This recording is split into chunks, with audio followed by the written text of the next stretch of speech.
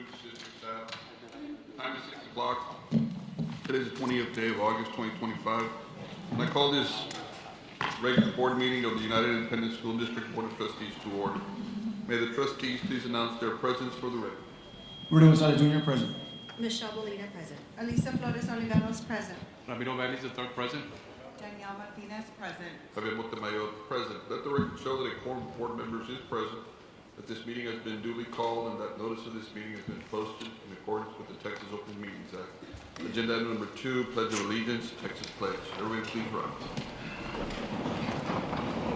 Pledge allegiance to the flag of the United States of America and to the republic for which it stands, one nation, under God, indivisible, with liberty and justice for all. Honor the Texas flag.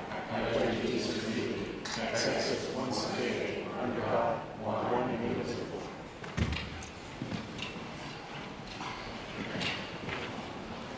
Agenda item 3, public comments.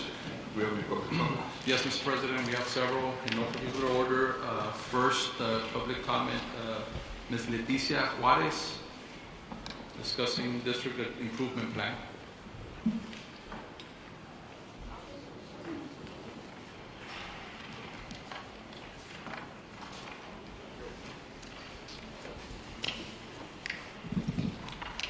Good afternoon, good evening. For the record, my name is Leti Juarez. As you close out the 24-25 school year, I ask how many of the goals and objectives outlined in the district improvement plan approved by this board have actually been met. The community rarely receives a formal update detailing which goals were achieved, which objectives fell short, and what corrective actions are being taken. This lack of transparency makes it difficult for parents, educators, taxpayers to evaluate district progress and hold leadership accountable. For example, the board-approved plan acknowledged certain challenges, the current one, such as a lack of instructional materials for tutorials and small group instruction. Therefore, what instructional resources were ultimately provided? Were there any additional personnel such as instructional aides or teachers assigned to support these tutorials? The district also acknowledged a rise in disruptive student behavior. What system or program was implemented to address this ongoing issue, and what impact has it had? Year after year, the district recycles the same strategies, such as district leadership will support campuses, PLCs will target student progress, instructional coordinators will assist all campuses, CNI will create interventions plans as needed. Yet, student outcomes, especially STAR performances, remain stagnant. If these strategies are not producing measurable results, what concrete changes have been made? UISD frequently refers to comprehensive progress monitoring, but in practice, this has often meant more walkthroughs, more documentation required from the teachers, and increased pressure on STAR testing teachers. What the teachers really need is effective instructional support. The curriculum and instruction department must serve as a problem-solving body, not a source of added pressure. Having an end-of-the-year public discussion on the status of the improvement plan will promote accountability, transparency, and measurable progress. Without honest reflection and public reporting, we risk repeating the same cycle year after year without real change. Thank you very much.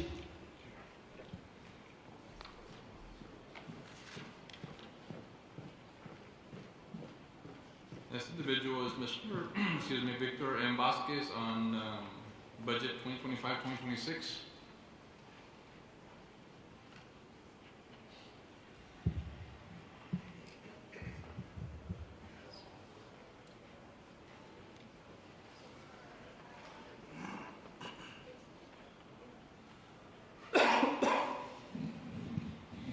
Hey, good evening.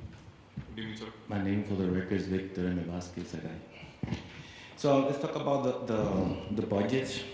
I was looking at the budget again, and I found out that we're gonna start and ending 25, 26 with the same amount of balance, $79,304 and some change.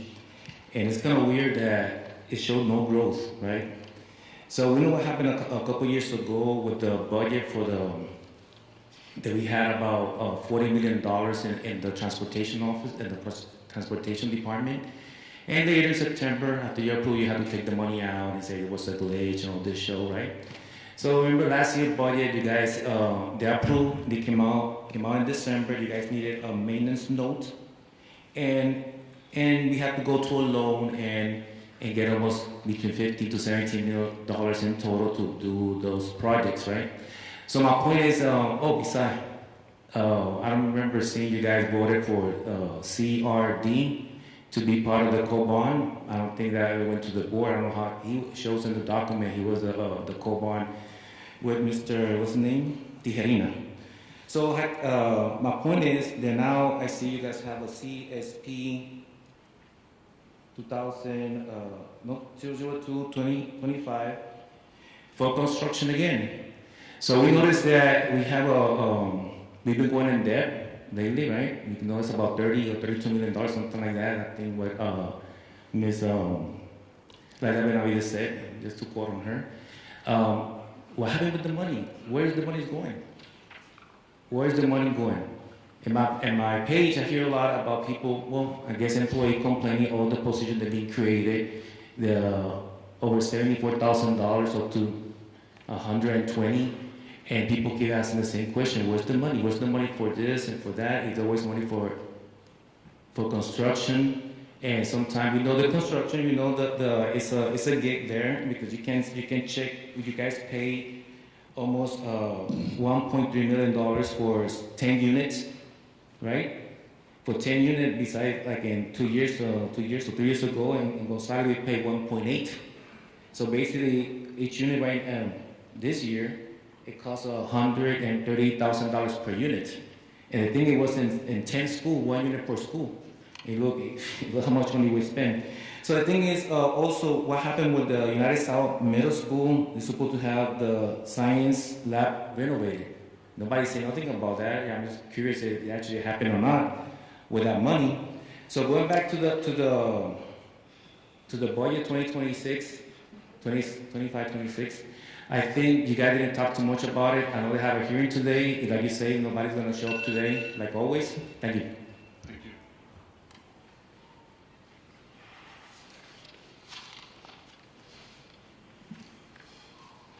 Next speaker, Abir Al-Haddad. It's on San Isidro and grievance process.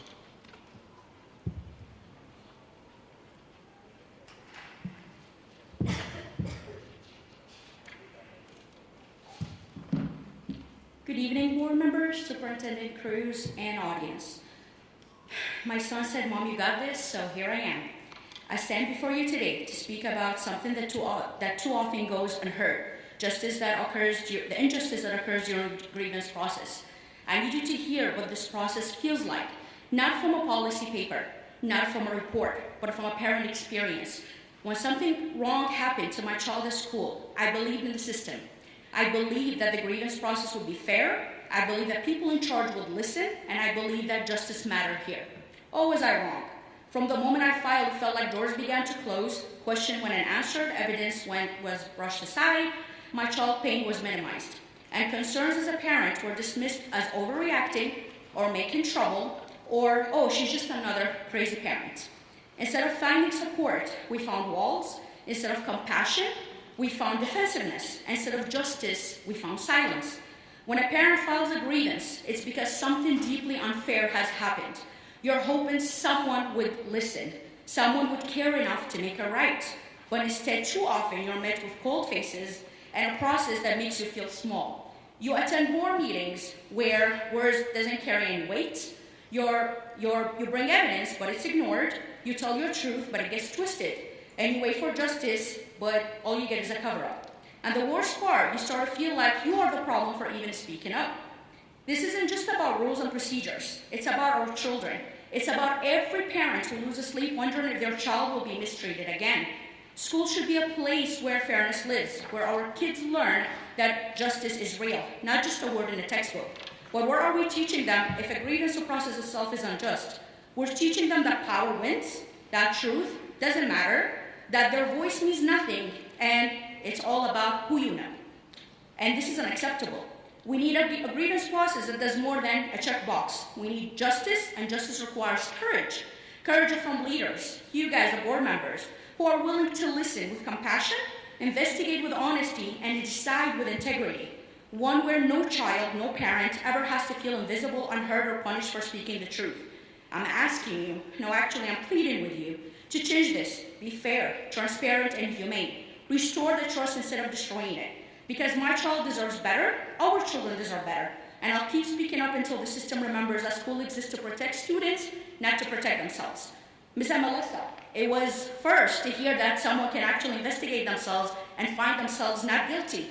What a transparency. Board members, would you defend your children if you were in my shoes? Thank you for your time.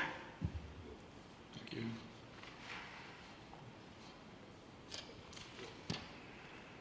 Next speaker, Oscar Caballero, and it's on RFP 030-2025, milk.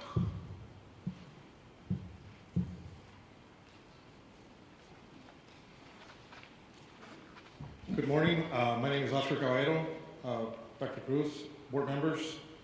I am here today in reference to the item RFP 030-2025 on the milk. During last week's bond workshop, we were made aware that our competitor was recommended for the 25-26 school year on milk products. I am a former school board member from Wesco ISD. During my 2 terms, I learned that sometimes the lowest price is not the best value. I believe that our company, DFA, Hygiea, Oak Farms, True Moo are second to none.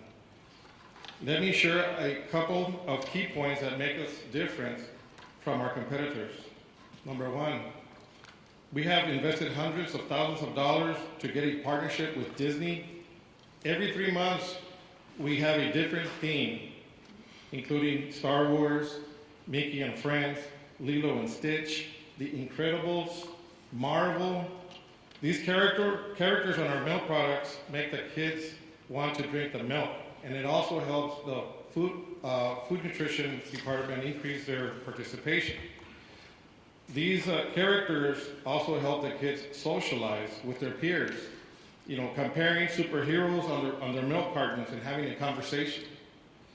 Starting this year, for a limited time, we will be offering 2 other milk flavors. One will be the orange cream, which will be somewhere around the Halloween time. And then we have a second one, limited edition, which is going to be a cookies and cream milk, which will be somewhere in February or March. One second key point, 3 years ago, we invested hundreds of thousands of dollars in a sophisticated real-time temperature monitoring system installed in all our trucks and trailers. This is to ensure that when we deliver our milk products to the back door, we guarantee that the product never exceeds 40 degrees. And with that, it maintains the quality and integrity. A third key point is that our milk production plant is in San Antonio, 2 hours away from here. And like any production plant, due to wear and tear, we have breakdowns. However, we are able to get our product from our sister plants. We have Houston, we have Dallas, we have Lubbock, we have El Paso, where we can get the milk in case of an emergency. We've done business with you guys for 25 years and never have we ever left you guys without any milk. And we just want an opportunity to see if possible you can pull this item and have a discussion. I don't believe that the difference in price is going to be very, very much. I don't know the price. Thank you.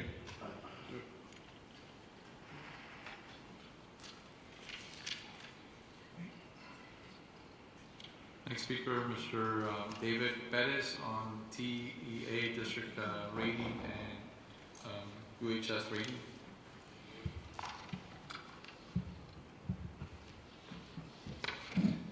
Good evening, board members, UISD administration, Dr. Cruz, members of the audience.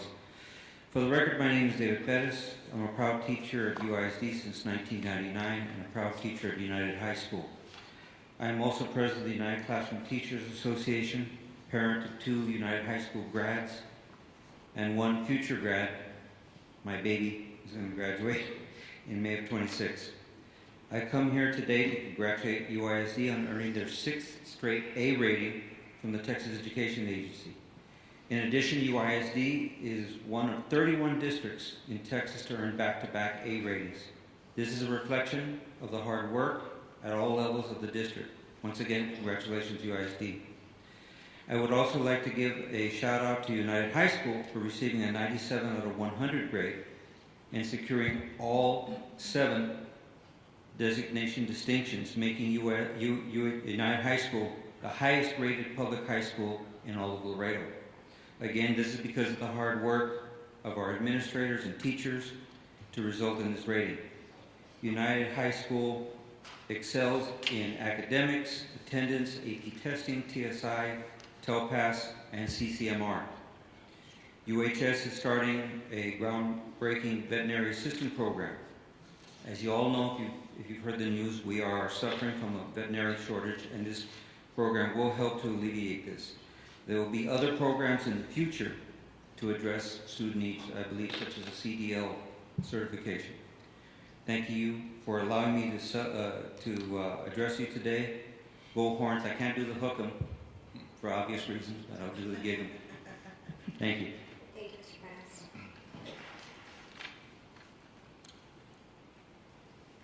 Next speaker, Mr. Jorge Mendoza on budget items.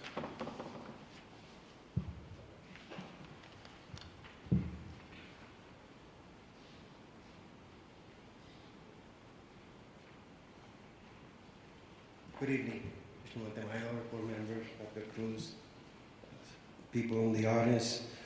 Okay, for the record, my name is Jorge Mendoza, and my concern is the budget. First of all, the deficit for 24-25 is estimated to be 32 to 35 million, which in my books is a lot of money.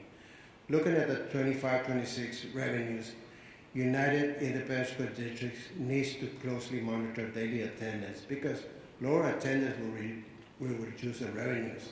I do not know whether we met the 40,000 number that we had. I do not know. Due to inflation, expenses will be higher than the amounts that is budgeted. Inflation is killing everybody. It's taking money from my budget. I'm sure it's killing your budget too. Okay.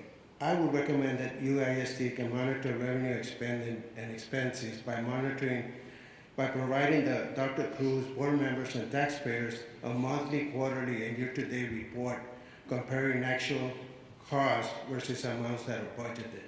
In this way, the next year I don't come here and say, well, we have another $30 million budget, and it's a surprise to me.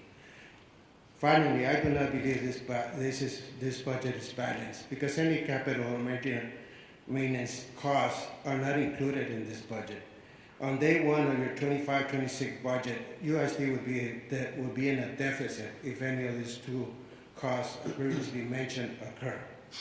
Okay, so at the end of the day, UISD is there for students to succeed, but we need the capital.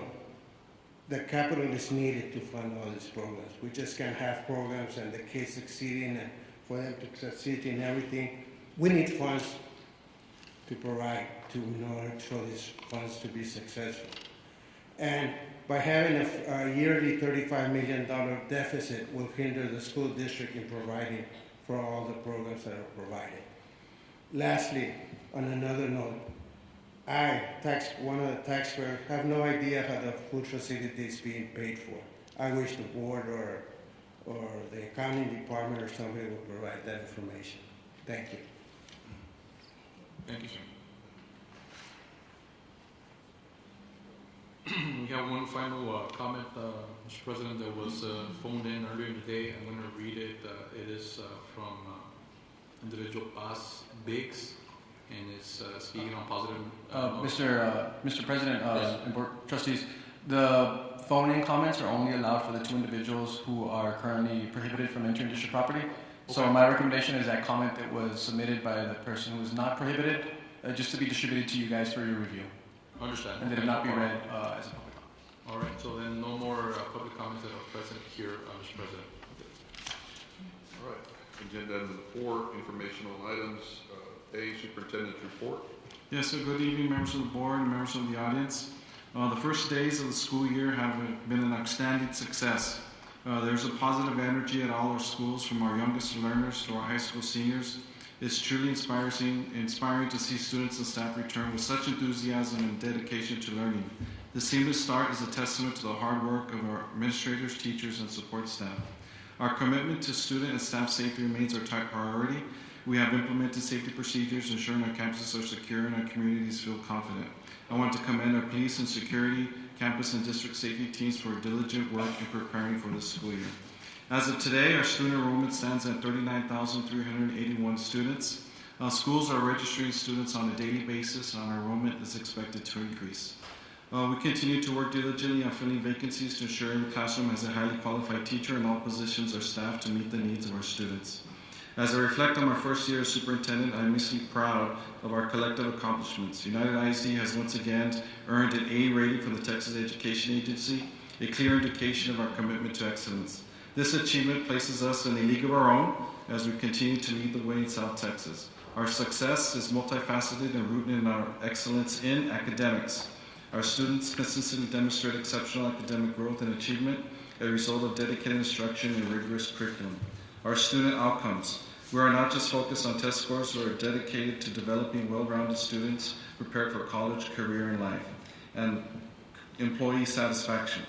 We are committed to fostering a supportive and professional environment to our staff, recognizing that a happy, motivated team is crucial to student success. I am incredibly proud to be superintendent of United ISD. It has been an honor to serve this district for the past year. I look forward to continuing our collaboration with the Board of Trustees to ensure United ISD remains a powerhouse school district in South Texas. Together, we will continue to achieve great things for our community and students. Thank you. Thank you, sir. All right, agenda item number 5, consent agenda. We have items A through K. Is there a motion? I'll motion. If I can get a second. Okay. We got a motion and a second to approve the consent. Any discussion? Go ahead, discussion. Yes, I'd like to pull item B out for individual discussion, if we may, Mr. President. We'll pull that out. So any discussion with regards to A through K, with the exception of B? Would that be for the bid? For the bid. Mm-hmm. Yes. Yeah, for purposes due to the public comment, I wanted to get the courtesy to pull it out. Mr. Garza, were you going to speak to that? Yes. If the board had any questions, yes, ma'am. Yes, I have a question. I'd just like to know what is the price that we are currently paying with this new company that we're going to approve of you? Are you able to discuss that? So we did provide the information in the board packet. We Yes. are awarding, and we confirmed with our vendors that submitted that we are awarding the lowest bidder by section. Yes. So in this particular case, the milk portion of it is going to the lowest bidder of that section. Which is Highland Dairy Foods, right? That's correct. And so why did we go with Highland versus with Hygeia? I don't know if you are able to discuss. Did you have issues with Hygeia in the past, or? I mean, there's certainly some things that I wouldn't want to disclose publicly, Okay, that's fine. some issues, but at the end of the day, it kind of resolved itself because we're going with the lowest bidder by section. Okay. And this Highlands, they have good quality of milk. Yes, ma'am. They have good reviews. We would not be making the recommendation unless we're confident of the service. So I guess for an abundance of, I guess in consideration of time and out of an abundance of precaution, we can review this a little more. Would the board be opposed to moving this to next week's meeting? Just this particular, this particular issue. Would it cause an issue between now and Monday? So we have kind of restricted some products because we had some issues. So, I mean, it's another week that we would be delaying. At the end of the day, we weren't going to start until September 1st, which is our new budget, which kicks in. So we do have some time. But we certainly would, that'd probably be the drop dead deadline to be able to prepare and to get the distribution ready to go for September 1st, or right after Labor Day. So we have a motion. So we got a motion to table this bid for the Monday meeting. Yes, sir. Yeah. And are you able to provide us with that information? I know in the board packet it just gave us information on who was going to get the bid, but are you able to provide the board with like a performance report? Yeah, or, we can certainly why you share chose that the versus- documentation that we shared with the particular vendor and the issues and so forth. We can share that with the board. So. Okay, perfect. That way we know if we are making a good choice or if we. We wouldn't be making the recommendation unless it was good for UIC. Yes, no, I understand. Thank you. Thank you. So there's a motion to table with a second to table it for the 25th. All those in favor? Aye. Anybody opposed? Motion carries. A motion to approve items A through K. K with the exception of B. All those in favor signify by saying aye. Aye. Motion carries. Agenda item number 6, public hearing regarding the 2025-2026 budget and proposed 2025 tax rate. Is there a motion to open the public hearing? So moved. Second. There's a motion and a second. Any discussion? All those in favor signify by saying aye. Aye. The time is 6:27. The public hearing is open. The board will take any public comments on the budget and proposed 2025 tax rate. Ms. Benavides, you have anything you want to present, or? And just real quick for clarification, next week's meeting is on the 27th, Mr. Montemayor. Okay. Wednesday. Okay. No, just that the next two items, we do have the budget for the board to consider and approve, and then the next one is the tax rate. Yes. So this is a public hearing. This is the opportunity for members of the public to speak in favor or against, or should they want to. Is there any other comments? There were no other comments submitted, Mr. President. All right. So do we have, is there a motion to close the public hearing? So moved. Second. There's a motion and a second to close the public hearing. Any further discussion? All those in favor signify by saying aye. Aye. Aye. Motion passes. For the record, the public hearing is now closed. We have items for individual consideration, and in that, I'd like to make a motion to move up item 9F, which is a discussion and possible action regarding cost-saving, personnel matters, and hiring practice, and matters incident thereto. Second. There's a motion and a second to move it up to be discussed with agenda item number 7A, adoption of the official budget for the 2025-2026 fiscal year. There's a motion and a second. All those in favor, signify by saying aye. Aye. You can consider both those items. So agenda item 7A, adoption of the official budget for the 2025-2026 fiscal year, and the discussion and possible action regarding cost-saving personnel measures, hiring practices, and matters incident thereto. Mr. President, if you may, I do want to read something into the record to summarize this year's budget, which is up for approval and adoption and approval. On June 25th, 2025, the Board of Trustees approved a compensation plan for the 25-26 school year that included a significant increase for classroom teachers supported by the passage of House Bill 2, as well as a raise for all other staff. The compensation plan also addressed difficult-to-fill areas. The board agreed to recognize the dedication of our campus principals and assistant principals with a $1,000 one-time pay increase and approved 2 wellness days for full-time employees. The budget presented to the board for approval reflects all the actions taken on June 25th. This budget will help the district achieve its goals of providing consistent quality instruction for students, ensuring processes for employee recruitment and professional growth, engaging families and collaborating with community partners, providing a safe and secure environment, and ensuring the district is fiscally accountable and efficiently productive. This balanced budget is based on a projected student enrollment of 40,515 students, but we have seen in the first 5 days of school that we may not reach that mark. However, we will, as good stewards of public funds, be working to be conservative on our spending. Our goal is to meet the objectives I outlined to you, ensuring that our students and parents do not experience any reduction in services. I strongly emphasize that our services to staff and students will remain unaffected, but we must and we will be cautious as we move forward.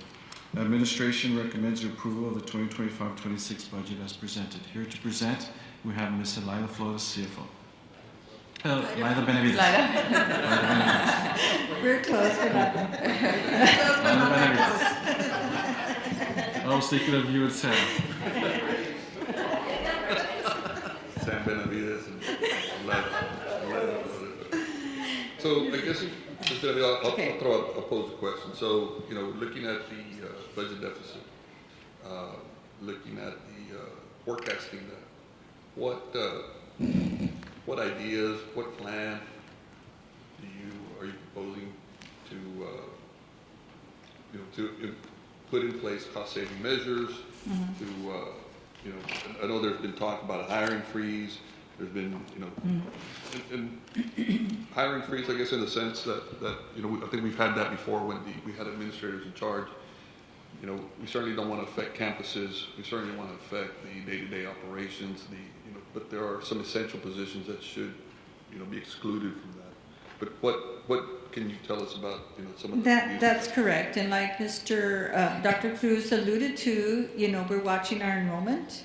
In fact, now that we have 5 days under our belt, and we know per campus the number of students that aren't even coming back, right? So, or haven't come back yet. So we're sending our attendance officers to their last known residents to find out what happened, maybe talk to their neighbors, did they leave town, et cetera, right? So that we can get a good picture of our enrollment, right?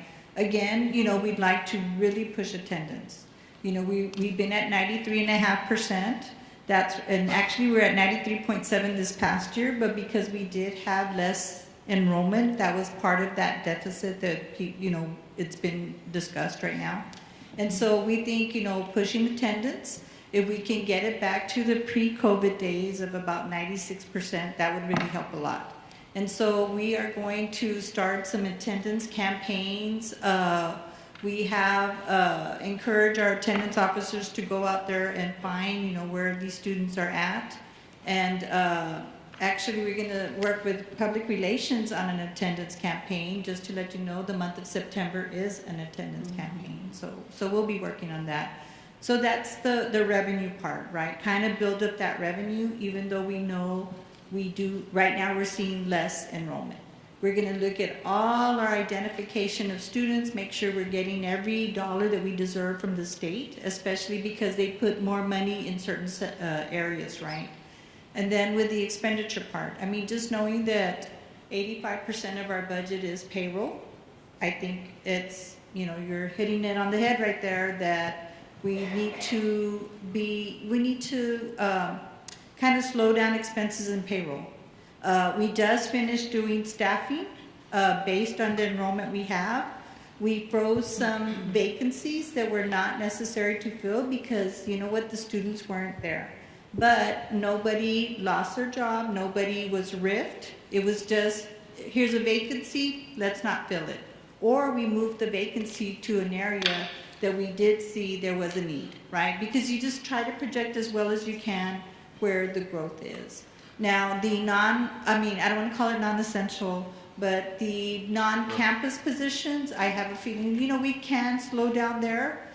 We can adjust to our new enrollment number. I think for the longest time, I know some of y'all were here in the board where we just kept growing and growing and growing and adding schools and staff. We need to get to the new norm of our enrollment being probably less than 40,000.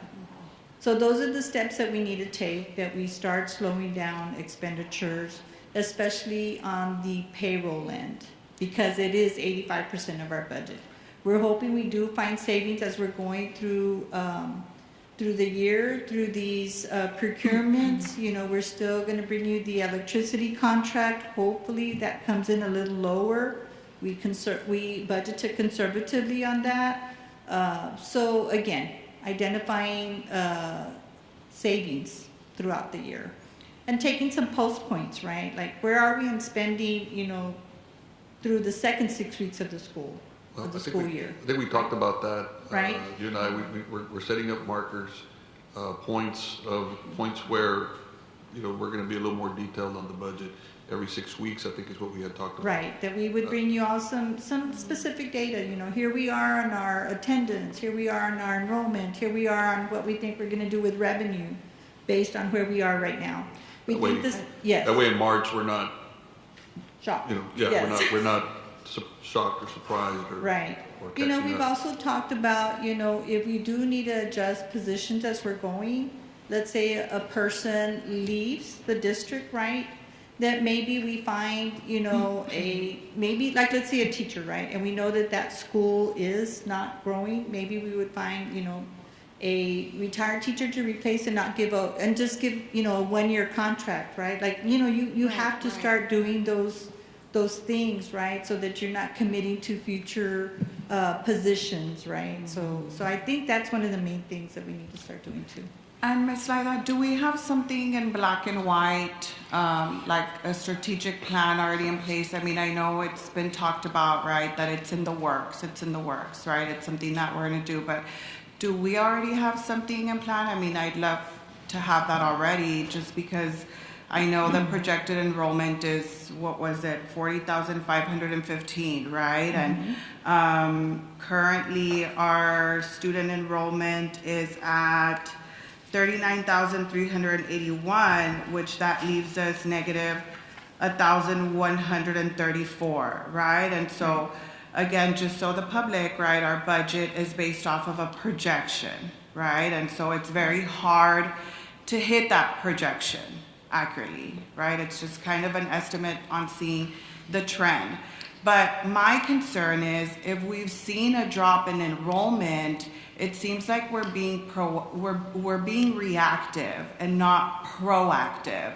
I mean, I started an attendance campaign already in my district. It shouldn't wait till September. We should already be educating our parents about the importance of attendance since the summer, because of that, making sure that they're enrolling, because again, the public needs to understand that a big portion of our budget comes from that attendance rate, right? And so that's just my concern. And I know there was another thing that you mentioned, that we need to slow down payroll, right? And I've been very vocal about this, right? The compensation plan that, pay grades 1 to 3 didn't get that pay equity adjustment. So it just dawned on me last Friday, in our Friday packet, we received pay equity adjustment for some positions, right? And although I do really believe that these pay equity adjustments are deserving and very long overdue, I think there's a double standard there, right? Because why are we just alienating these positions and leaving out our diagnosticians, our librarians, our counselors, who really, they also should deserve a pay equity adjustment, right? So I don't know if at this time, I don't know if it's allowed for me to do, but are we able to make a motion to revise that? Because again, payroll is a big part of our budget, just to make sure that there is a pay equity adjustment. Well, actually, there was never any information presented on whether or not these positions were inequitably paid or anything like that. They all received their raises. I've done the research on these positions. Our positions, all these individuals are at market value. The positions that are being, from what I understand, are being proposed to be increased are raising them to an equitable level. They're being raised to market value. Those positions, from what I understand, are already at market value, and that's what I was told when I asked that question as well. They did receive a raise, just like every single other employee. The teachers got the raise that was proposed by the state, but there's never been any information as to the librarians or any diagnosticians that are inequitable. Do you have any information to that, Ms. Benavides? No, I don't, but I do know that as we are going through our budget process, our HR department always brings to us information, especially we always try to compare ourselves to Region 1. I mean, we're a border town, they're border districts, same demographics. And so Mr. Canales does bring us at least that market information he's able to get from the other school districts. Sure. And then he also does get information from TASB. Now, some of the positions that I'm told, and anybody can correct me if I'm wrong, but the positions that are being proposed are they're raising them to an equitable, to get them to market value. These positions, and unless they're going to get additional duties, some of the positions that are being proposed for increases are getting additional duties.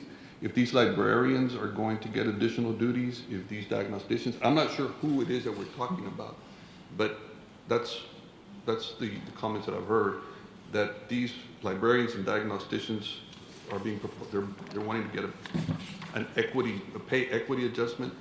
If they're going to get additional duties, then perhaps they deserve additional compensation. That's not the case, and that's not what's been presented to me. So I'm a little lost on why we're going to select these particular groups, librarians and diagnosticians, as opposed to all other employees across the district, because we cannot select one group of employees. I just don't think that's fair. We talk about substitutes, and that's another point I wanted to bring up as well. I think you should also start a campaign about getting our employees to be at work as much as consistently, because that when we budgeted, I think we used to have a budget of $2 million at some point for substitutes, and when I went the last couple of years, it's gone close to $8 million, if I'm not mistaken. That's a $6 million increase that we've spent in substitutes. So I think we should also start at looking at our employees being at work consistently.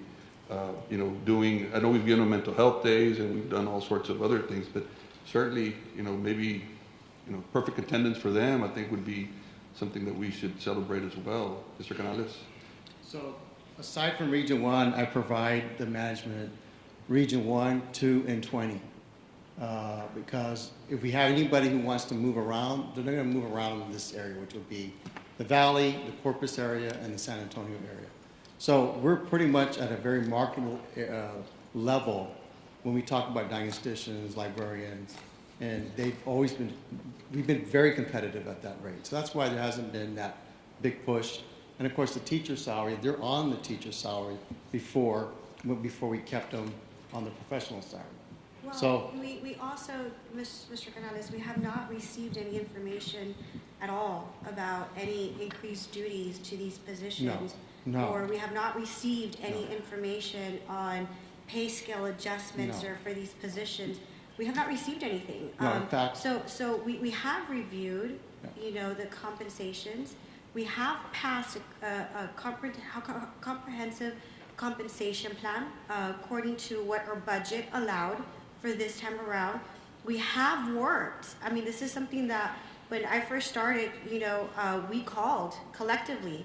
We understood the need to call for a special called meeting to focus on pay grades 1, 2, and 3. Now, collectively, we've come together and focused on increasing bus drivers. I mean, if we're talking specifically about certain departments, we increased them $1.50. We've gone and we've also increased substitute teachers. To say that we have not and we have forgotten certain departments, certain employees, it's a true dishonesty to our employees and the effort that we put forward as a board, as a district for our employees, because we have looked at her. I spoke today to a substitute teacher, and she knows and she remembers that we did 2 years ago. We passed an increase for them. We just passed another percentage increase at the compensation meeting. Now, we have also looked at teacher aides, and we're going category by category to start increasing and make these positions equitable as our budget allows. So we cannot just pull a certain department out and exclude the rest of the district. And so what we have been presented is that this is equitable and that it is at market value. And that's truly what we're trying to do. Those that are not at market value is where slowly but surely and I've said this before, change and progress do not happen overnight, not even 1 month to the next. It happens collectively with everyone in this room working together, and it goes year by year. But I do agree, we do need to have more budget meetings. quarterly budget meetings. I like that comment that was made by Mr. Mendoza. It was a very good comment, but that is truly what we've been talking about all year long. And at this point, you know, what we need to start working on and looking at is revenue. And Ms. Benavides, I like when you said we're going to start looking at positions that if an employee leaves, we're going to freeze them. But I want you to look at that district-wide. I don't like to cut from our campuses. Our campuses need the support. Look at everything else that's not campuses, please. And if I may add, actually, we did get information in our Friday packet. I actually have it right here, dated July 16. And they did provide us with information in our Friday packets, and you'd be able to see the disparity, right? So I'm not saying that they were forgotten. Yes, the raise was given. What I'm saying is that there is no equity, right? Now, if you're talking about market value, if you go online, a counselor at UISD is making $48,000 to $80,000 per year at UISD versus at Brownsville, they start off at $63,000 to $102,000. So there, we're not up to par, and that's okay. Everybody can everybody has different perspectives. I'm just, I understand that maybe it can be done. I just think it's a double standard that we were not provided with information that these positions were going to get these pay raises and how it would affect the budget. Now, last year, right, there was a stipend given, which caused or allocated an estimate of $10 million to the deficit. So yes, it's about revenue, but that's why we need to start being proactive, not reactive, right? And we do need to have these meetings monthly. They're very important. And so that's why I'm just bringing it out, because I don't think this, I don't think it's right. It's like it's trying to sneak in these things, and it's just a double standard. If we're gonna if it's not gonna be done for one, then it shouldn't be done for anybody, because again, we're negative, and I wouldn't want to be in another $10 million deficit because we're doing all these right compensations, and I understand that maybe a 0.5 might go in the red, but what I'm saying is that we just need more information to know what we're doing and what we're approving. And I think we could probably get that next time. We can get more information. Is that what Ms. Martinez is asking for, is more information? Yes, more information. Because from where I'm standing, there is no double standard. We've treated all our employees fairly, and we've done it for years. During the COVID months, during, all our budget deficits, we've never riffed anybody. No employee has ever lost their job. They've all gotten raises. The reason we go with bonuses or stipends is because we don't carry it in our budget, but we try to reward our employees all the time. Now, I've done the research, and in my figures, they are all at market value. Our starting salaries, and then through the years of experience, 0 to 5 years, 5 to 15 years, 15 years and up. They're all at market value, and so I don't think it's a double standard. And I would hate for our employees to go out there with that idea in their head. That's just not a positive, reflection of what the hard work that this board has done over the years. And so I'm not sure what the other board members think. I agree. I had even mentioned in the first board workshop that we had that I'm the first one who mentioned diagnosticians. Many of my dear friends are diagnosticians. So if I were of the belief that they were being paid unfairly, I would be the first one I would be as vocal as you are. But I did agree that we need to visit their grade. We need to see how they're classified. Now, do we have room for that in this year's budget? We do not. But I was committed to next fiscal year, throughout the course of the academic year, studying their duties, looking at their duties.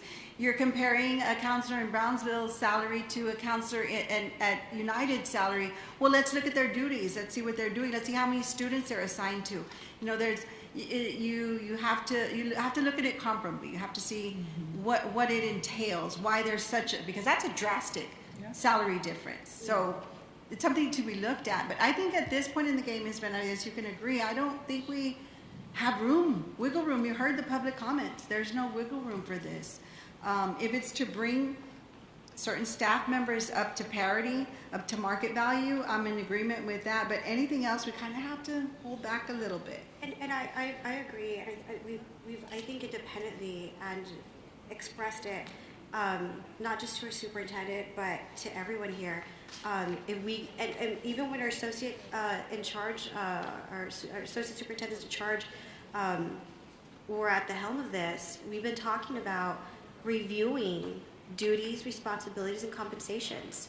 And I think this is the crucial point where we need to do that, and really present, have we added duties to what positions? Are they being given added duties that we're not compensating them for? We need that to be presented. We talked to many department individuals, personnel in various departments, campuses. It's a matter of putting together a presentation and putting it in front of the board. And once you do that, we can present it to the public. I believe that this board has done an excellent job of taking those actions which you did last year of helping bringing up the custodial, cafeteria workers, bus drivers. That was where the big need was. That's what I noticed. And so I believe that we have been making those strides at those low-level entry positions, and you all have taken those actions. I mean, we've even talked about doing a TASB study of some of these positions, of the ones that we're talking about here, that Ms. Martinez has brought up. And, that's fine, as long as it's fair, and I think I said that at the last meeting, as long as it's fair. It could be a double-edged sword, because some of our employees may be overpaid, or if they may be underpaid, then we'd have to catch up. So, but certainly, at least if there's information out there where our employees that their salaries are inequitable, then I would hope that you would bring that to the board, and we can adjust accordingly, given the and that's where you all have been doing those adjustments.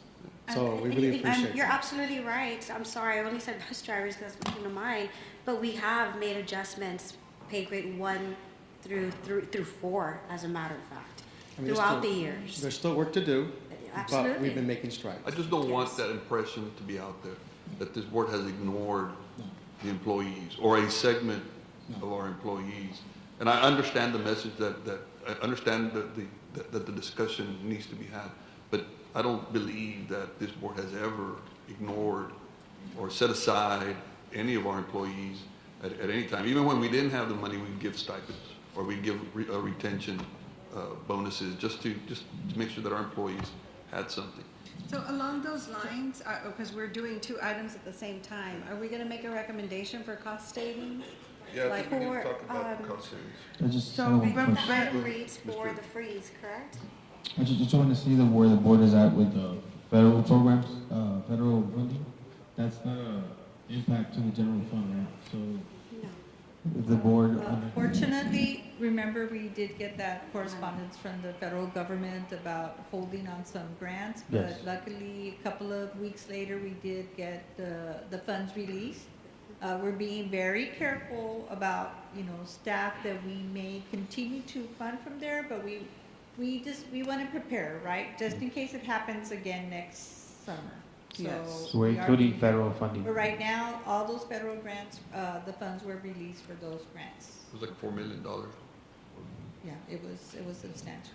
And so just if I may add, Mr. President, with all due respect, but, a double standard is the application of different rules or principles to different people or groups when their situations are similar, right? That's a double standard.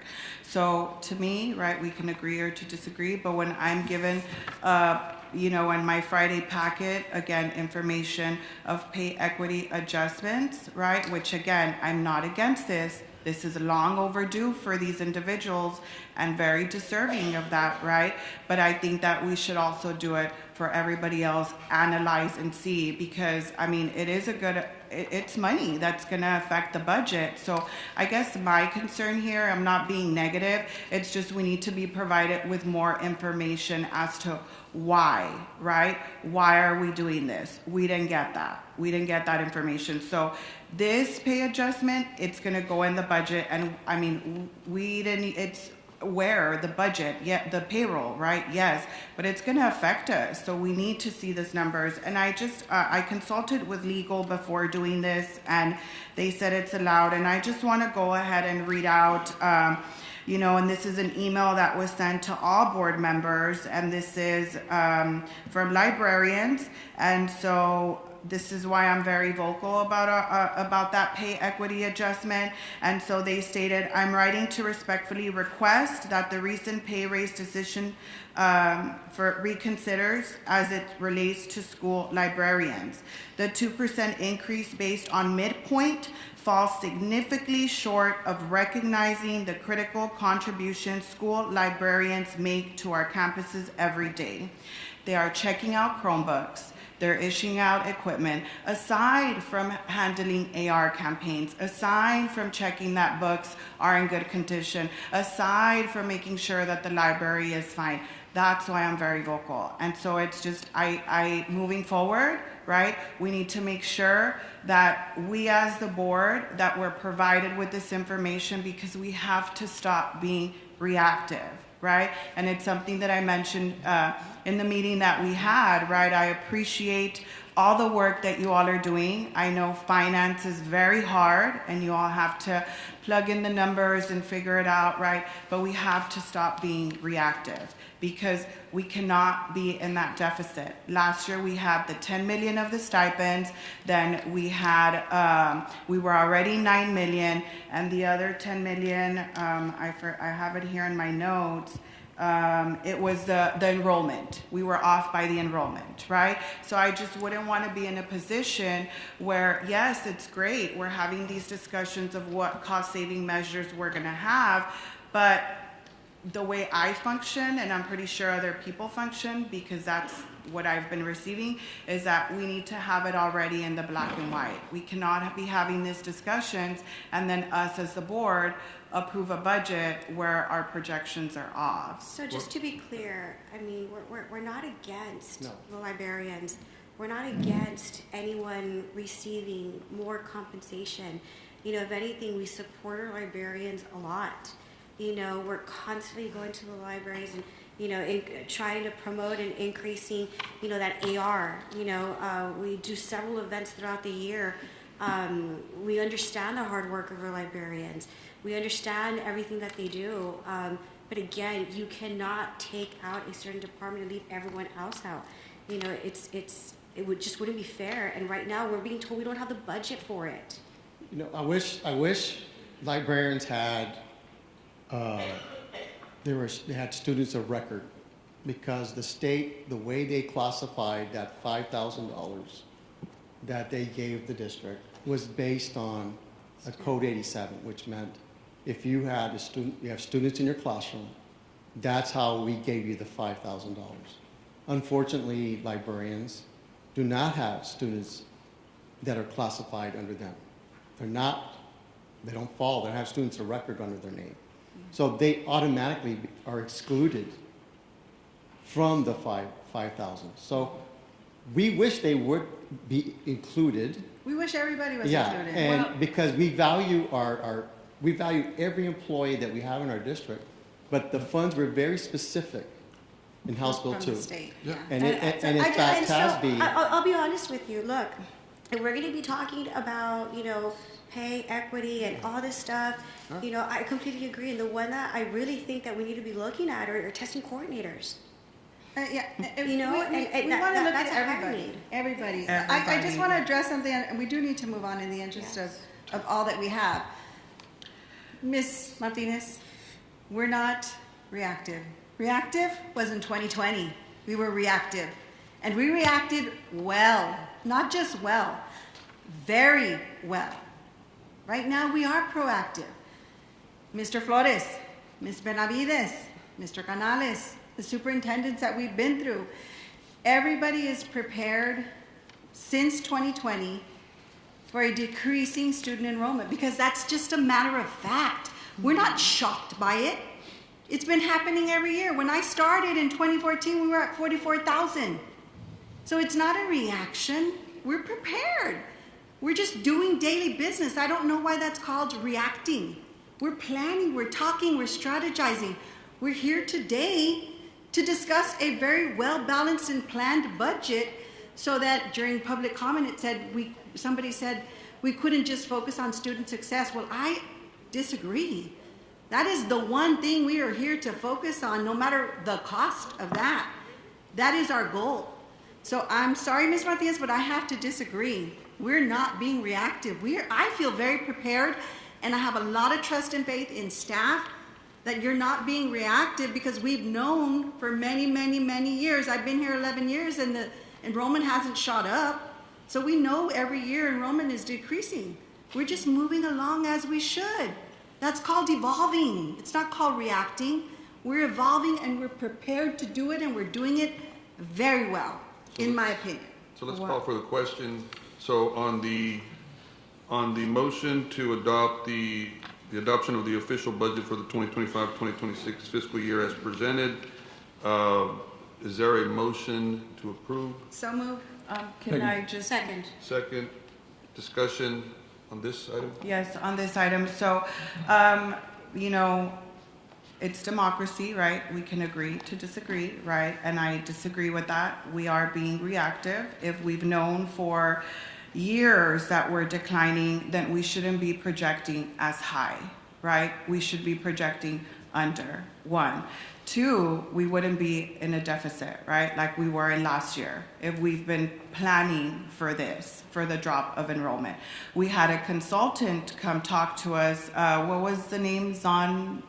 It was Zonda, and Zonda. to tell you the truth, this year we actually used their numbers. So even with their data, knowing where our subdivisions are growing and trying to get an idea where there might be growth, we followed their numbers. And even, like I said, professional demographers, you know, let's get real about what's happening. There is a lot of things happening politically around us that we didn't know there was going to be this kind of reaction, you know, 12 months ago, or even 6 months ago, or even 3 months ago. Last year. Yeah. I can't tell you that that's the cause of the, you know, enrollment decline right now. But at the same time, we're going to try to go find those kids and see if, you know, where are they? That's but at my the same thing. time, we're planning. We are right? Because planning nobody knows to- what tomorrow brings. That's not called Right. reacting. When I wake up tomorrow, I'm ready for the day. Right. Something may happen in the day that I have to react to, but that doesn't mean I'm being reactive. Right. No, because we expect throughout our day things that are going to happen that we're unplanned for. That's not called, I think what you're trying to say is we're unprepared, and I don't agree with that at all. Because when you say we're reacting, I hear you're saying they are unprepared, and that's an insult. That's an insult, in my opinion. That's not what I'm Well, saying. well, let's- And I will Let's just just read a move on. statement. I Call will the just question. read a statement, Okay. Call the Mr. question. Montemayor. All right. Hold on, hold on. Okay, everybody calm down. So there's a call for the question already. There's a motion and a second on the floor. Ms. Martinez has. A statement. has I will just made- say a statement. You've made some statements already. Is there much more? I will just say a final statement, Mr. President, if I may. Well, I call Yes. for the question. Well, Second. Got to move forward. I Okay, apologize. so apologize. I'm not able to say a statement then? No, they've called for the question, and I Okay. think So- procedurally we've got to take Keep going, okay, so Unless legal. counsel, you want to Yes, elaborate? am I able? Yes, well, you did call for the question, there was a second, so there's a vote to There's move already forward. motion on the There's floor. there's a vote to move forward on the So original Okay, and motion. Motion and a And that would second be, to that would approve override it. There's Okay. a motion and a second to approve the budget for the 2025-2026 fiscal year. All those in favor signify by saying aye. Aye. Aye, motion carries. Anybody opposed?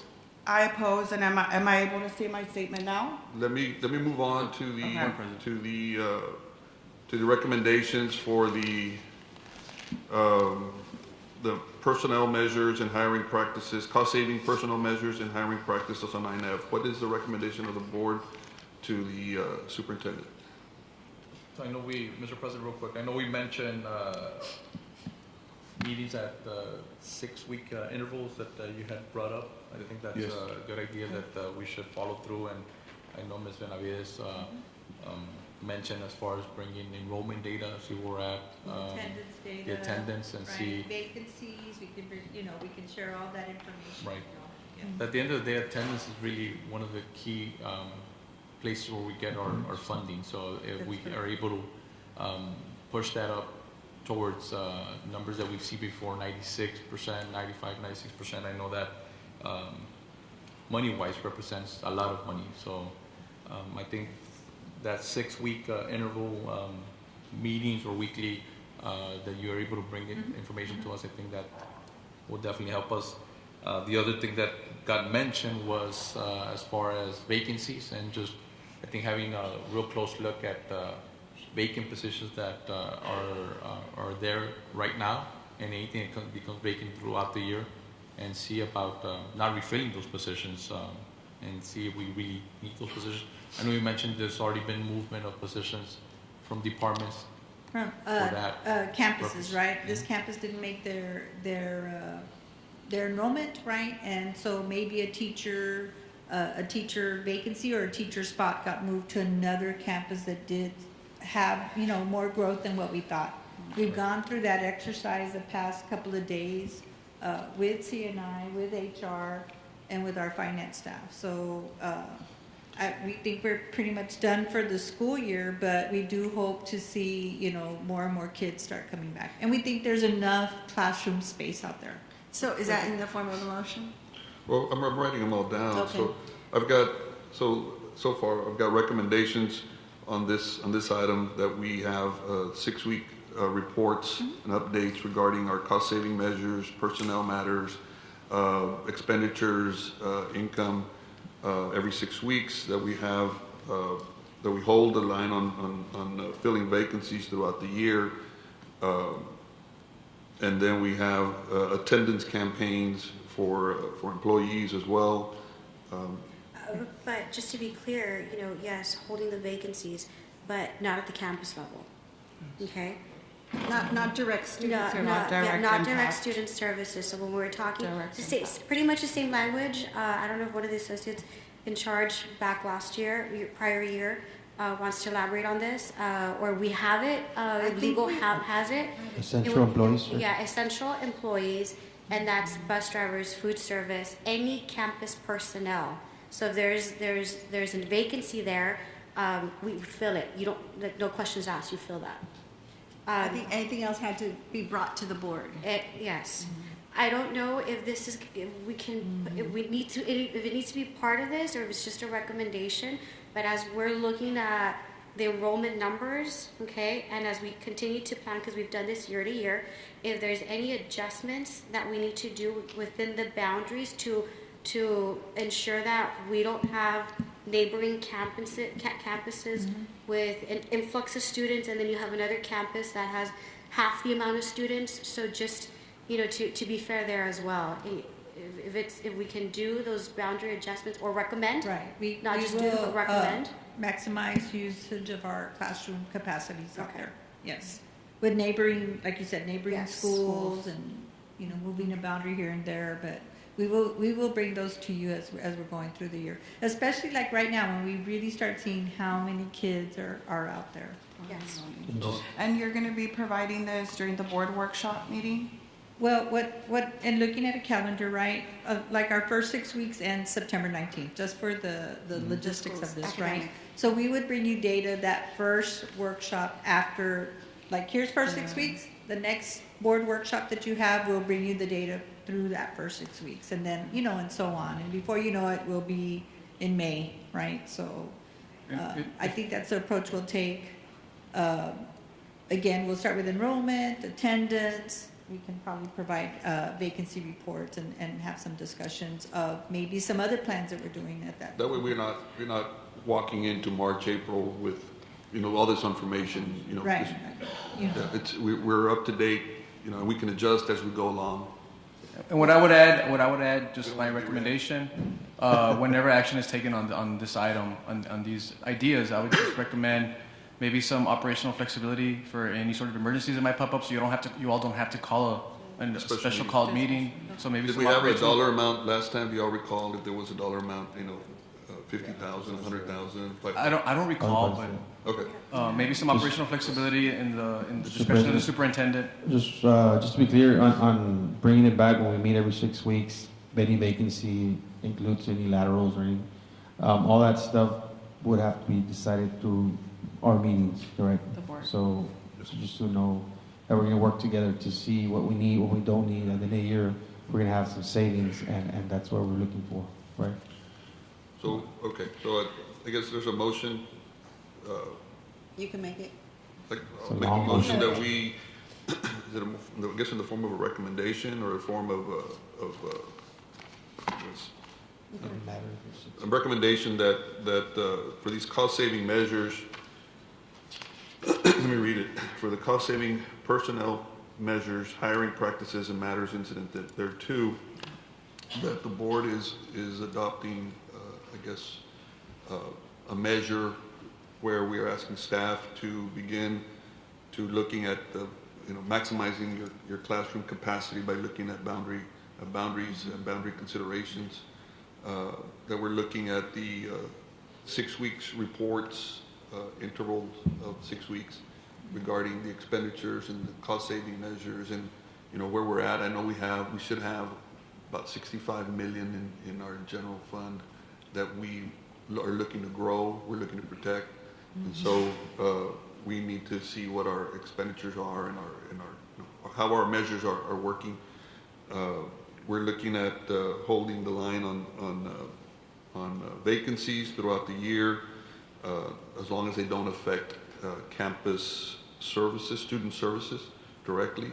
I guess more in the administrative capacities, no adding new positions, no increasing any salaries, in any of those positions. But teachers, certainly campus personnel, bus drivers, paraprofessionals, all those certainly for the day-to-day operations that affect student services are okay.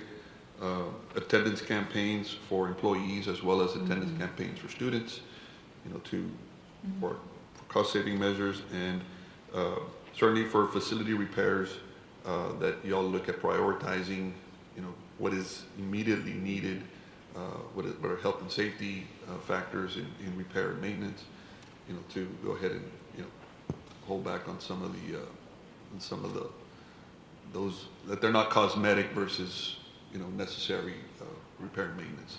I think that's I'll put that in the form of a motion. Second. We got a motion and a second. All those in favor signify by saying aye. Aye. Motion carries. Thank you. Thank you. Okay, we got to that. Okay, gotta make that. All right. Now we've got that.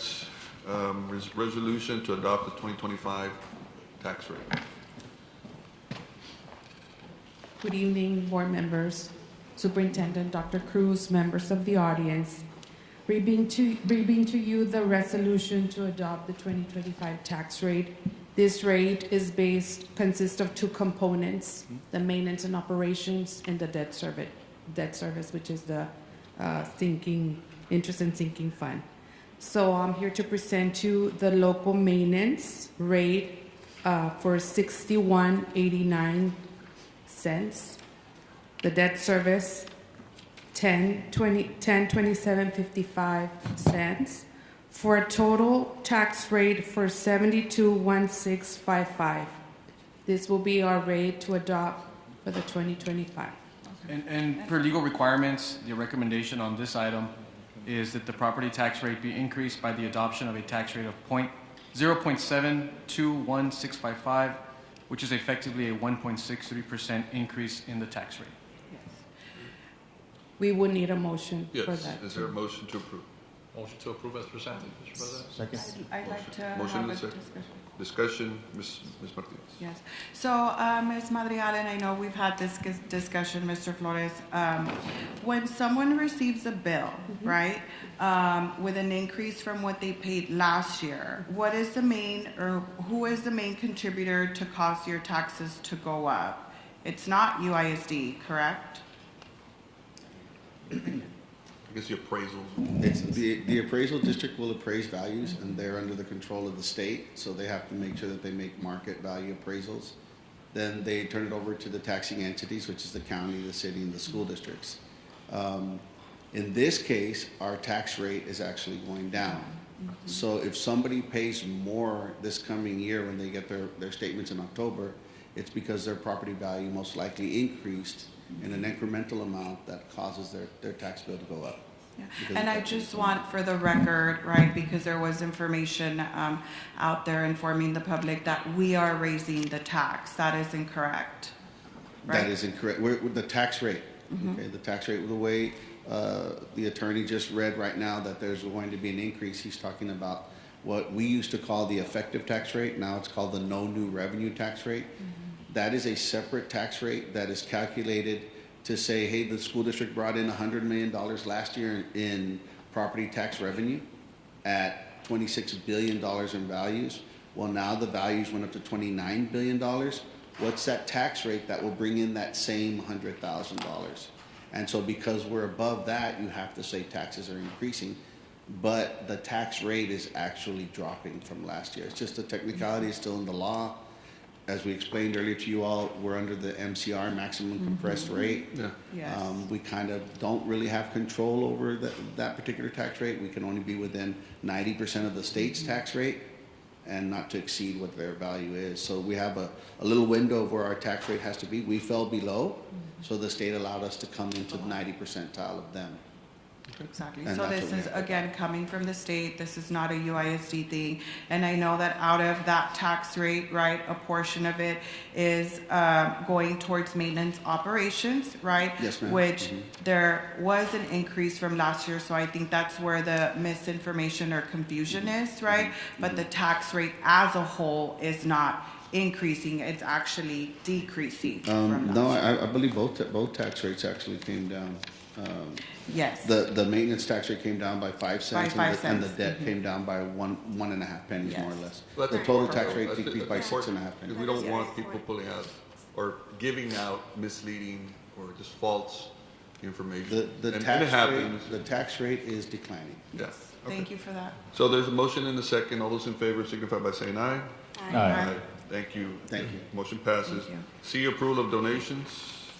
Yes, I need to read these donations in for the record. A donation by TMF in the amount of $61,744 for T-shirts for the United ISD 2025 convocation. A donation by the Lyndon B. Johnson Baseball Booster in the amount of $6,127 to go towards the Lyndon B. Johnson swim team and baseball team. A donation by the Roberto J. Santos Elementary PTC in the amount of $4,956.85 to go towards instructional supplies, materials, and end-of-year field trips for 3rd, 4th, and 5th grade students. A donation by Ricardo and Dr. Sara E. Campos in the amount of $2,500 to go towards Juan Roberto Ramirez Middle School Band, dance team, cheer team, volleyball team, and attendance incentives. A donation by Amazon in the amount of $2,500 to go towards United ISD 2025 convocation. A donation by HEB in the amount of $1,000 to go towards the 2025 Employee of the Year event. We had 4 donations under $1,000 for a total of $80,073.97. All those in favor, is there a motion to approve? I'm sorry. Motion. Second. Motion and a second. Any discussion? Yes, discussion. So I know that for the convocation, again, there was misleading information out there that we purchased the shirts. They were actually sponsored, and it's there in black and white that they were sponsored. Exactly. They were donated. So just so the public knows, right, that the district did not pay for these shirts. Yeah, it was donated. Even though they were tight-fitting, we all look good. But you made it work. Yes, and You made it work. we thank everyone that You made it work. donates, to all our events, to our campuses. Community partners are important, so we thank you for donating every month. We see these donations every month, so thank you. So it's fitting. Yeah. that we approve this donation. So we have a motion and a second. Any further discussion? All those in favor signify by saying aye. Aye. Motion passes. Approval of board travel to attend the 2025 Tex Ed Con convention in the month of September 2025 in Houston, Texas. Is there a motion to approve board travel? Motion to approve. Second. Motion and a second. Any discussion? All those in favor signify by saying aye. Aye. Motion carries. Discussion and possible action to select board members as delegates and alternate delegates to attend the 2025 Texas Association of School Boards Delegate Assembly. Is there a motion to approve a delegate and an alternate delegate as presented? Yes, you just need to name the delegate that you would be nominating. Anybody want to volunteer? Anybody? I would nominate Ms. Alisa just because she's the vice president. I know at the last TASB conference, we had a conversation, and so she was really networking, meeting with people, and I know she's building those connections. And aside from that, you have the experience of being on the board for several years. You're the vice president, so I would think you. Well, thank you. Alternate? Thank you. Alternate, guys? No? You're ready, man. Mr. Montemayor? Mr. I guess the alternate. Mr. Veliz? Mr. Veliz, do you want to go? I'm not sure I'm going to be attending, but you can select me as an alternate. Okay. We got a motion to appoint Elisa Flores Oliveros and as an alternate, Mr. Ramiro Veliz. Is there a second? Second. Any further discussion? All those in favor signify by saying aye. Aye. Motion carries. Thank you. Request from board members in reference to the use of Board of Trustee discretionary funds for various campuses and departments. Mr. Montemayor, members of the board, Dr. Cruz, members of the audience, there's no additional requests other than what has been submitted in your packet. So the end of the school year or the end of the budget year. That's it. That's it. Use it or lose it. So. Okay, motion for approval. Thank you. Second. Any further discussion? All those in favor signify by saying aye. Aye. Motion carries. Thank you. Agenda item 8, closed session. The time is currently 7:22. In accordance with the Texas Government Code, Section 551, the board will discuss items 8A, 8D. No action will be taken in closed session. Thank you.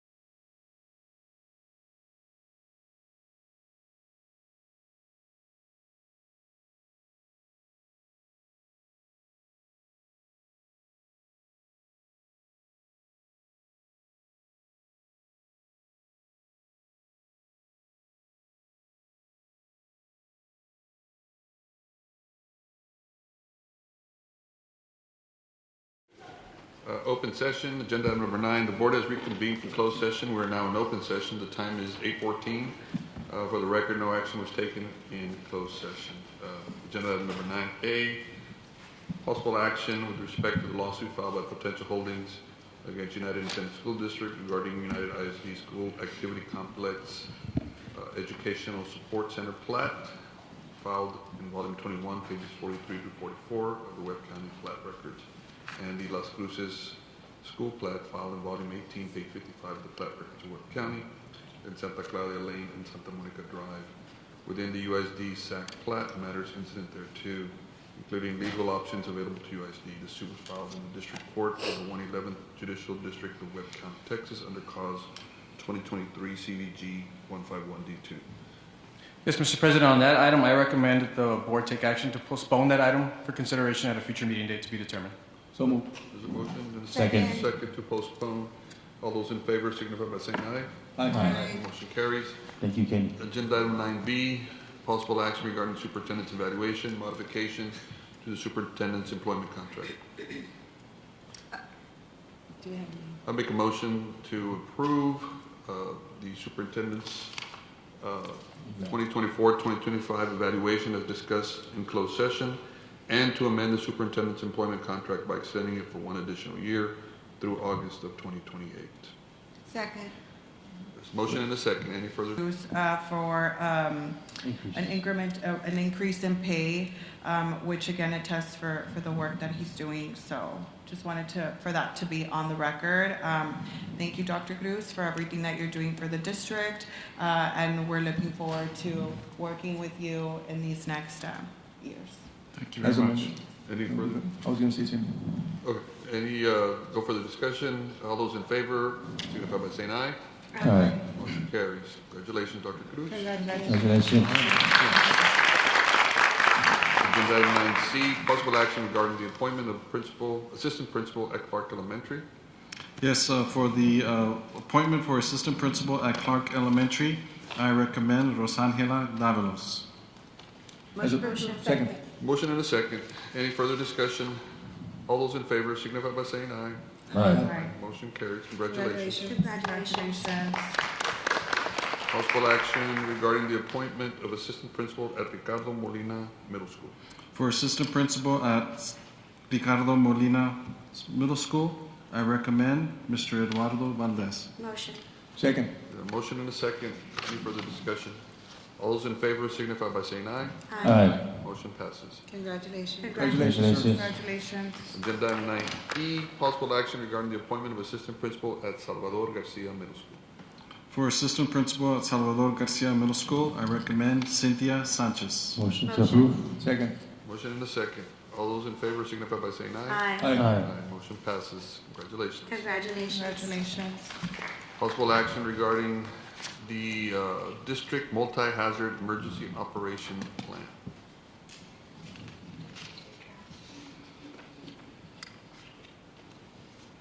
Mr. Montalban, members of the board, Dr. Cruz, as discussed in executive session, we'd like to go forward with the approval of our operations plan. As you are well aware, this is an internal document for how we respond to emergencies and all the situations that may occur.